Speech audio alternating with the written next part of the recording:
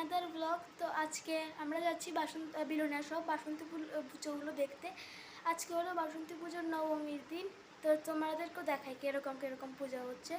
আর তোমরা যারা আমার চ্যানেল উদয় চক্রবর্তী 1 2 3 এর নতুন আছো, তারা প্লিজ আমাকে সাপোর্ট করো। আমি একটা ছোট বাচ্চা, আমাকে সাপোর্ট করো। নিচে একটা রেড কালার বা ব্ল্যাক কালারের সাবস্ক্রাইবার বাটন আছে, সেটাকে ক্লিক করো আর আমার সাথে থাকো।